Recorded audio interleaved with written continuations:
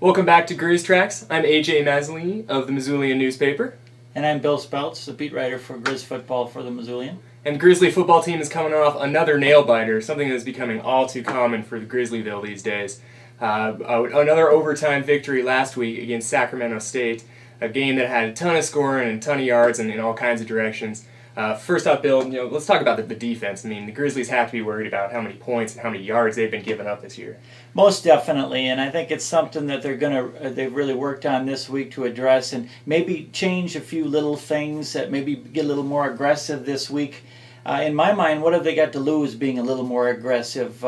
Give it a try. Maybe a blitz, maybe play a little bit more tough man-to-man, and so we'll see what adjustments they make, but I do look for some adjustments this week. Yeah, and hopefully making some, because the Grizzlies scored last week to go up by a touchdown with just about a couple minutes left in that game with Sac State, and the Hornets go all the way down the field, score again, send the thing into overtime, and things did not look good there.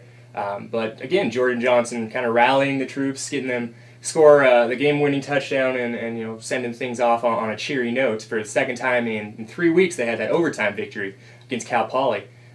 Bill, let's talk about Jordan Johnson, just kind of the good things he's been able to do in the clutch. Well, AJ, I'm just really impressed with his poise. He started the game at Sac State 6 for 16 throwing the ball, and he thought, oh, maybe he's just having one of those days. But he comes back and ends up throwing for a career high number of yards. I think it was 378.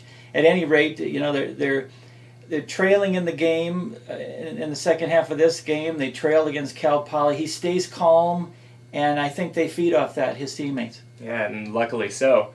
The Grizzlies are going to hope for a little bit less of a heartache kind of a game this week. They're heading out to South Dakota to take on the Coyotes, and a familiar face on the sidelines there in South Dakota. Definitely, Joe Glenn, what a personable guy and a real easy guy to like. A nice guy to talk to when you're a reporter. He's always got a few good quotes and one-liners. And Joe will have his team ready. They're out of the playoff race, so I'm sure he'd love to beat his old team, Montana. At the same time, I think he has a lot of respect for Montana. So you get the feeling that if he'd like to beat him, but if he has to lose to a team, he still has a little bit of his heart here in Missoula. Yeah, and Grizzly fans remember Joe Glenn well. Coached here for just a couple years around the turn of the century, and got the Grizzlies that second national championship back in 2001.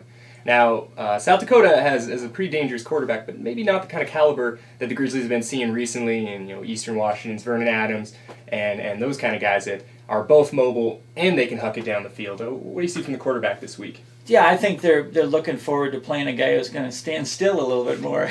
He's a big guy, 6'6", and isn't going to be as quick as the last few guys they faced. Garrett Saffron from Sac State was quick and tough, and Vernon Adams of Eastern Washington was even quicker. Always tough. Yeah, so he'll stay in the pocket more. He's not afraid to run the ball. He runs the ball a little bit like a fullback, though, so he's not gonna evade a lot of tacklers. And it'd be a good thing for the Grizzlies defensive front, maybe to get in there, get a couple sacks. That's something they haven't been doing very often this year, and or I guess at least in the past couple games, just 3 in the last 3. And that's something they definitely need, maybe take a little bit of pressure off those guys in the defensive backfield.